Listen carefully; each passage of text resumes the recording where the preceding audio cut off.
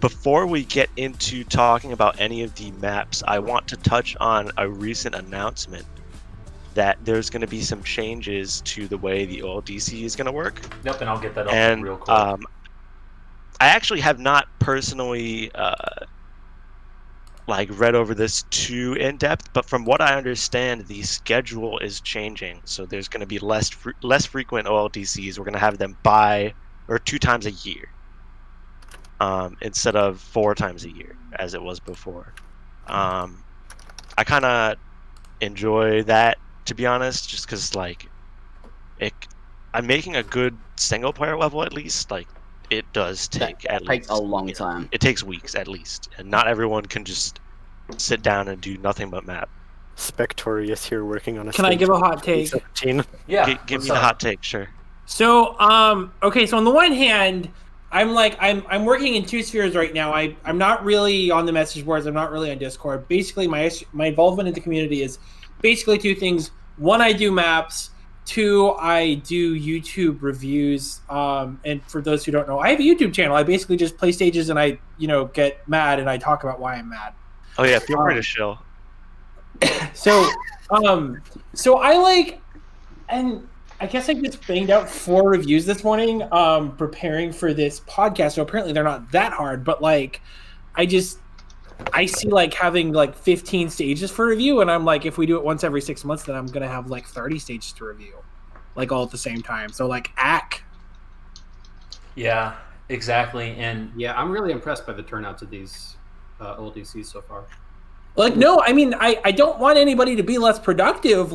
Go make maps, do everything that your little heart desires. But oh my gosh, my burden as a reviewer is I look at this big stack of reviews I have to do, and I just get a little overwhelmed. Only a little bit though. I honestly felt a little overwhelmed too, because I still am running critique and stuff like that. And listen, I'm the one who put the whole spreadsheet together on the thread, and oh my god, that's all I gotta say.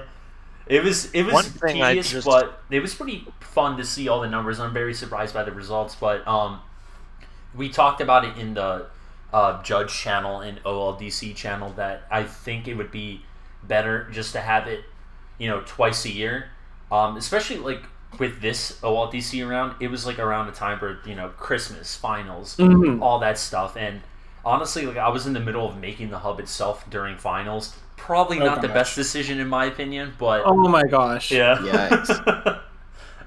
I was kind of clocked out of school, but I feel like this is going to be better for everyone, and the turnout is still going to be huge, because that's what the OLDC flaw was way back in the day. Even when old guard was still around, it was just every single time OLDC 2 months, and then everyone just got burnt out. So. Well, my experience with OLDC back in 2006, 2007, my experience was that we were getting on average 3 to 5 maps every single player contest, and you didn't really have people entering back to back. Yeah. So I mean, and I guess my wondering is I've seen some maps this contest, and I'm just so people are prepared. I've only personally played maybe half the maps in the OLDC so far, but I've seen some maps in the OLDC where you think, okay, if we still have this limit of 1 map per division, if you have somebody who makes a single player map and they're done with it in 2 months, and then they're just sitting on it for another 4, are they going to think to themselves, how can I make this better? Is that something that people are going to think about? Is it better to have somebody refine a design that already exists versus to make a new design? Those are interesting questions, but on the other hand, you can kind of just map whatever you want and then just submit what you want. So exactly.